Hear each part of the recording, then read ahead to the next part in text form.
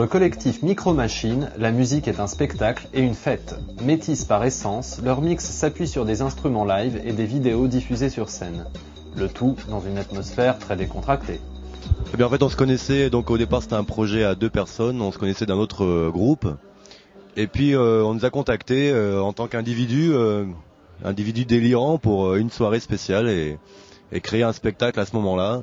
Donc pour une seule soirée, donc on est parti avec des machines au départ et puis on a créé un spectacle.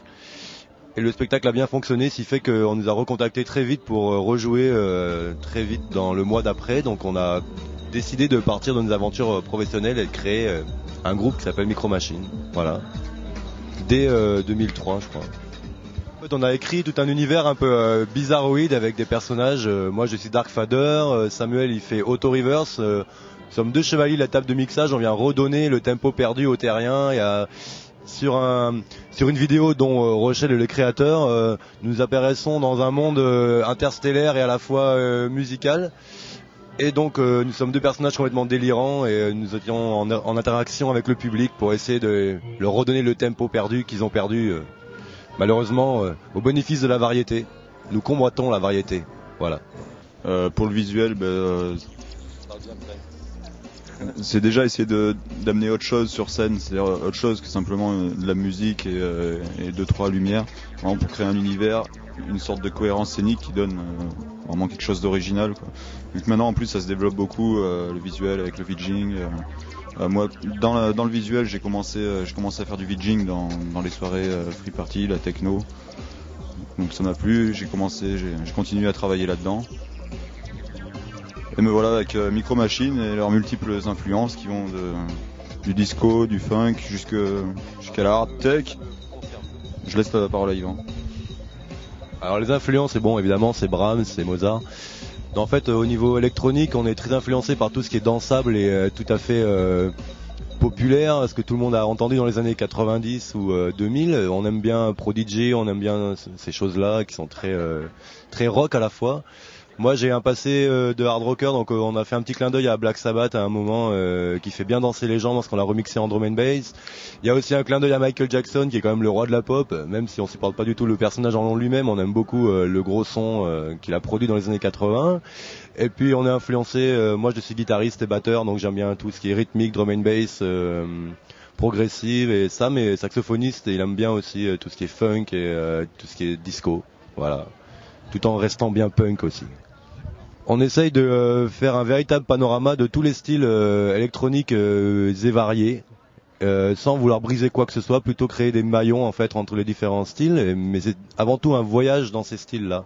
Je vois Sam qui arrive là. Alors, où est-ce qu'il était? Donc Samuel, c'est le 2e créateur de Micro Machine, qui va nous trouver une place. Au niveau de mes influences personnelles, il y a un peu du Prince, voilà, qui est un peu pour moi un extraterrestre dans ce monde de la musique. Et puis au niveau du hip-hop aussi, j'ai on va dire une petite éducation hip-hop. Donc ça va rester du très connu genre Missy Elliott, Busta Rhymes.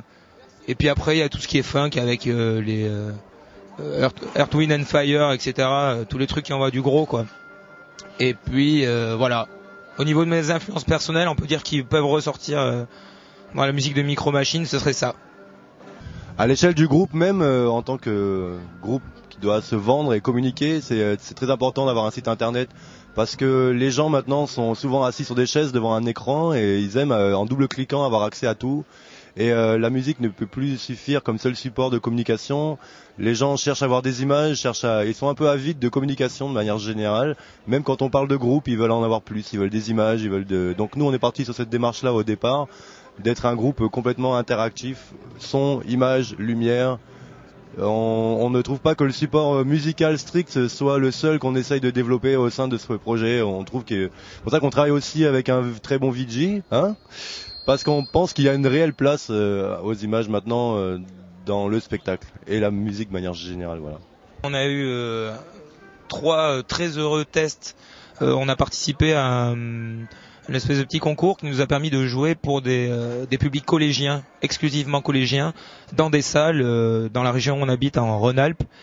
Et le public des adolescents, franchement, génial quoi. Il n'y a pas besoin d'attendre 10 morceaux, ils n'ont pas besoin de prendre des produits ou quoi. C'est dès le premier morceau, ils ont fait OK. Ils savaient même pas à quoi s'attendre, ils n'ont pas été préparés ni quoi que ce soit. Ils s'attendaient plus au pire qu'à... Mais on a eu énormément de retours, des petits mots sympas, même jusqu'à devant chez moi, voilà. Sur le forum, sur le site internet, ils ont contacté la radio, l'association avec qui on travaille pour trouver des concerts. Et donc vraiment, c'est un super public. Nous, c'est quand ils veulent, quoi. Bien, ça tombe bien, on a reçu aujourd'hui même notre CD promotionnel, ce qui est déjà un grand pas pour nous au niveau professionnel. Alors, on va pas tarder à vous le montrer.